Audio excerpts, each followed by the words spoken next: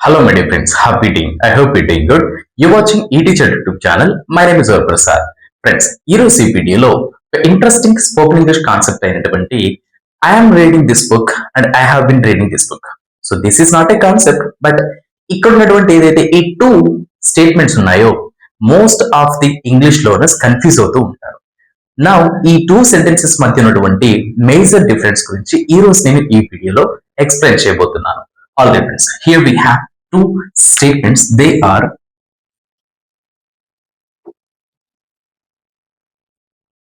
I am reading this book. On the other hand, we have here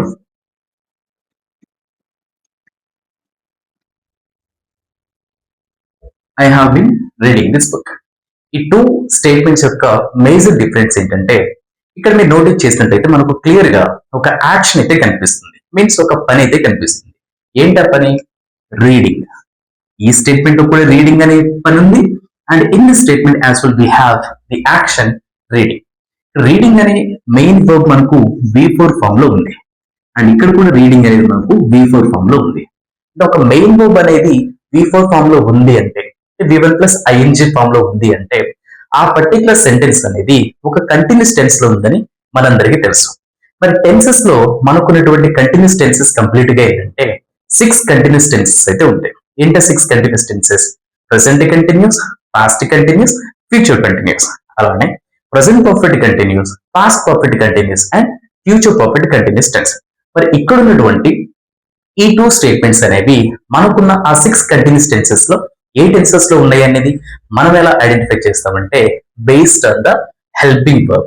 ఆ helping verb ని base చేసుకుని మనం ఆ పర్టికులర్ స్టేట్మెంట్ అనేది ఏ టెన్స్ లో ఉందో ఈజీగా ఐడెంటిఫై చేయొచ్చు. ఆల్ ఫ్రెండ్స్, ఇక్కడ హెల్పింగ్ వర్బ్ అని మనకు ఎలా తెలుస్తుందంటే ఆల్రెడీ నేను వర్బ్స్ అని చెప్పేసి ఒక వీడియో, డెడికేటెడ్ వీడియో అయితే చేశాను. ఆ వీడియోలో మనకు helping verbs and main verbs related అయితే డీటెయిల్ ఇన్ఫర్మేషన్ అయితే ప్రొవైడ్ చేశాను. ప్లీజ్ ఒకసారి ఆ వీడియోని చెక్ చేయండి.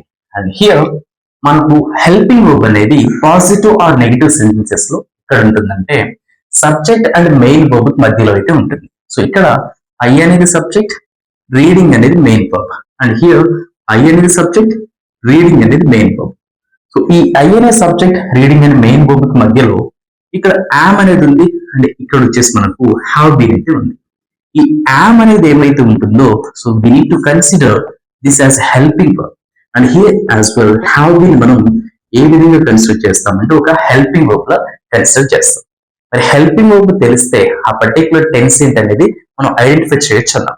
రైట్, ఈ have been or has been అనే హెల్పింగ్ వర్బ్ ను ప్రెసెంట్ పర్ఫెక్ట్ కంటిన్యూస్ టెన్స్ లో అయితే యూజ్ చేస్తాం, అండ్ ఇక్కడ యామ్ అనే హెల్పింగ్ వర్బ్ ను ప్రెసెంట్ కంటిన్యూస్ టెన్స్ లో అయితే యూజ్ చేస్తాం.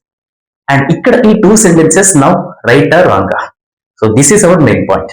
Friends, I am reading this book అనేది completely all right, completely meaningful sentence.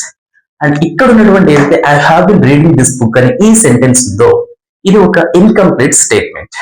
మరి ఇది కంప్లీట్ చేయడానికి మనకు కావాల్సింది ఏంటంటే ఈ ప్రెసెంట్ పర్ఫెక్ట్ కంటిన్యూస్ టెన్స్ యొక్క యూసేజ్ మనకు తెలియాలి, యాజ్ వెల్ యాజ్ ఈ ప్రెసెంట్ కంటిన్యూస్ టెన్స్ యొక్క యూసేజ్ తెలియాలి. ఈ ప్రెసెంట్ కంటిన్యూస్ టెన్స్ మనం ఎలాంటి సిచ్యువేషన్ యూజ్ చేస్తాం? ప్రస్తుతం జరుగుతూ ఉన్నటువంటి యాక్షన్స్, అంటే టెంపరీ కంటిన్యూస్ యాక్షన్స్, ప్రస్తుతం జరుగుతున్నటువంటి పనులు. And present perfect continuous tense ని the action which is started in the past and still happening or continuing in the present. ఏదైనా ఒక యాక్షన్ గతంలో స్టార్ట్ అయ్యి, చూడండి నోటీస్ చేయండి, గతంలో స్టార్ట్ అయ్యి ఇప్పటికీ కూడా కంటిన్యూ అవుతుంది, హ్యాపెన్ ఇంకా జరుగుతుంది. ఇలాంటి సిచ్యువేషన్ లో మనం present perfect continuous tense use చేస్తాం. అండ్ పాస్ట్ లో స్టార్ట్ అయ్యి ఇప్పటికీ కూడా కంటిన్యూ అవుతుంది కాబట్టి అక్కడ ఒక సర్టెన్ టైం అయితే ఉంటుంది. ఆల్ రైట్, సో ఈ ప్రెసెంట్ పర్ఫెక్ట్ టెన్స్ మనం ఎక్స్ప్రెస్ చేయాలంటే డెఫినెట్ గా మనకు ఏం తెలియాల్సి ఉంటుందంటే ఆ టైం అయితే మనకు డెఫినెట్ గా తెలియాల్సి ఉంటుంది. మరి ఈ ప్రెసెంట్ పర్ఫెక్ట్ టెన్స్ లో మనకున్నటువంటి టైమ్స్ వచ్చేసి 2 టైమ్స్ అయితే ఉంటాయి.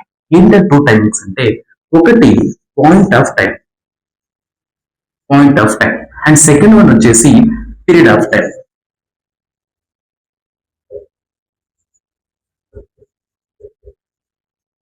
Point of time and period of time. మరి ఈ పాయింట్ ఆఫ్ టైం అంటే ఏంటి?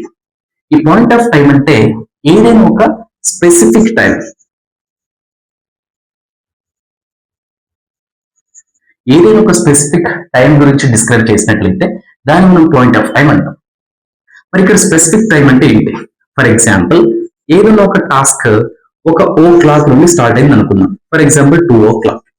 2 o'clock అనేది ఒక స్పెసిఫిక్ టైం అవుతుంది కాబట్టి అది మనం point of time law consider చేస్తాం. అంటే ఏదైనా ఒక టాస్క్ ఒక డేలో స్టార్ట్ అయింది అనుకో. ఫర్ ఎగ్జాంపుల్ మనకున్నటువంటి సండే టు సాటర్డే. ఈ సండే టు సాటర్డేలో 7 days లో ఏదైనా ఒక డేలో ఒక టాస్క్ ఒక యాక్షన్ స్టార్ట్ అయితే దాన్ని మనం స్పెసిఫిక్ టైం లా కన్సిడర్ చేస్తాం. అండ్ మనకున్నటువంటి మంత్స్ లో ఏదైనా ఒక స్పెసిఫిక్ మంత్ అంటే మనకున్న జనవరి టు డిసెంబర్ ఈ 12 months లో ఏదో ఒక మంత్ లో ఒక యాక్షన్ స్టార్ట్ అయితే దాన్ని మనం specific are point of time law consider చేస్తాం. అలానే ఇయర్ ఇయర్ మనకు చాలా ఇయర్స్ అయితే ఉంటాయి. బట్ ఏదైనా ఒక యాక్షన్ స్పెసిఫిక్ ఇయర్ లో ఫర్ ఎగ్జాంపుల్ 2020. సో వీటన్నిటిని కూడా మనం specific are point of time లో కన్సిడర్ చేయాల్సి ఉంటుంది. నెక్స్ట్ పీరియడ్ ఆఫ్ టైం అంటే ఏంటి? ఈ స్పెసిఫిక్ టైం నుండి ప్రజెంట్ ఇప్పటి వరకు ఉన్నటువంటి ఏదైతే పర్టికులర్ డ్యూరేషన్ ఉంటుందో ఆ డ్యూరేషన్ మనం period of time law consider చేయాల్సి ఉంటుంది. ఫర్ ఎగ్జాంపుల్ ఇక్కడ మనకు సమ్ స్పెసిఫిక్ టైమ్స్ అయితే ఉన్నాయి. ఈ స్పెసిఫిక్ టైం నుండి ఆ డ్యూరేషన్ ఎంత వరకు ఉందో ఒకసారి చూద్దాం. 2 o'clock. ఈ 2 o'clock నుండి ఇప్పటి వరకు సర్టైన్ ఒక 4 hours అనుకుందాం. ఈ 4 hours అనేది ఏదైతే ఉంటుందో ఇది పీరియడ్ ఆఫ్ టైం అవుతుంది. అలానే డేస్ సండే అనుకుందాం. సో సండే నుండి ఇప్పటి వరకు మనకు ఒక 6 days కాబట్టి ఈ 6 days అనేది ఏదైతే ఉందో ఇది పీరియడ్ ఆఫ్ టైం అవుతుంది. నెక్స్ట్ మంత్ ఫర్ ఎగ్జాంపుల్ జనవరి అనుకుందాం. ఒక యాక్షన్ జనవరిలో స్టార్ట్ అయింది. మరి జనవరి నుండి ఇప్పటి వరకు జరిగినటువంటి డ్యూరేషన్ ఎన్ని మంత్స్? సో మనకు ఒక 6 months 4 months. ఈ 4 months అనేది ఏదైతే ఉందో we need to consider this 4 months as period of time. అలానే ఇయర్. సో 2020. ఈ 2020 నుండి ఇప్పటి వరకు 6 years కాబట్టి 6 years. ఈ 6 years అనేది ఏదైతే ఉందో దీన్ని మనం పీరియడ్ ఆఫ్ టైం లాగా కన్సిడర్ చేయాల్సి ఉంటుంది. మరి ఇప్పుడు ఈ పర్టికులర్ సెంటెన్స్ మనం కంప్లీట్ ఎలా చేస్తామంటే రైట్ ఎయిదర్ మనం పాయింట్ ఆఫ్ టైం అయినా యూజ్ చేయాలి ఆర్ పీరియడ్ ఆఫ్ టైం అయినా యూజ్ చేసినట్లయితే ఇది ఒక కంప్లీట్ సెంటెన్స్ అయితే అవుతుంది. And as of now I have been reading this book అనేది ఒక incomplete statement or incomplete meaning ఇచ్చేటటువంటి ఎగ్జాంపుల్. రైట్. సో దీనికి ఇప్పుడు మనం ఏ విధంగా రాస్తామో చూడండి. Same example.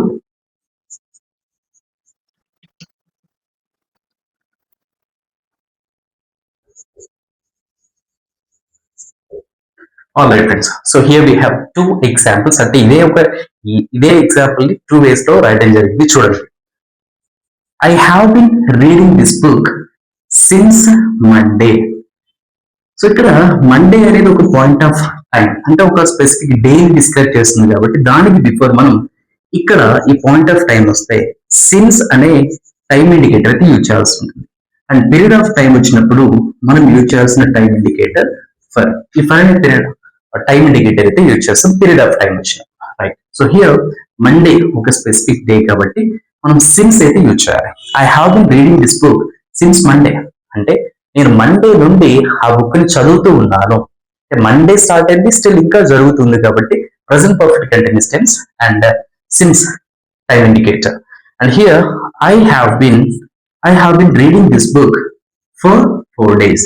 ఇక్కడ 4 days అనేది ఈ మండే నుండి ఇప్పటి వరకు జరిగినటువంటి డ్యూరేషన్ అనుకున్నట్లయితే అది ఒక 4 days అవుతుంది కాబట్టి ఈ 4 days అనేది ఏమవుతుందంటే పీరియడ్ ఆఫ్ టైం అవుతుంది. ఇలా పీరియడ్ ఆఫ్ టైం వచ్చినప్పుడు మనం ఈ ఫర్ అనే టైం ఇండికేటర్ అయితే యూజ్ చేయాల్సి ఉంటుంది.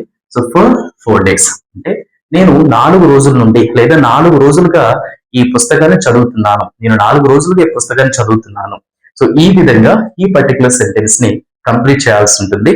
అండ్ ఏమైనా క్వశ్చన్ అడిగినట్లయితే for example how long have you been reading this book అంటే బుక్ ని నువ్వు ఎంతకాలం నుండి చదువుతున్నావు అంటే we should not express the answer in present continuous tense as I am reading this book for 4 days.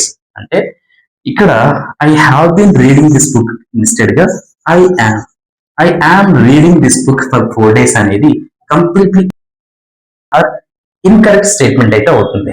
So ఇక్కడ ఈ ఇన్కరెక్ట్ స్టేట్మెంట్ ఎందుకైందంటే ఒక పీరియడ్ ఆఫ్ టైం కానీ పాయింట్ ఆఫ్ టైం కానీ వచ్చిందంటే మనం have been or has been తో పాటు ING form present perfect continuous tense లో మాత్రమే ఎక్స్ప్రెస్ చేయాల్సి ఉంటుంది.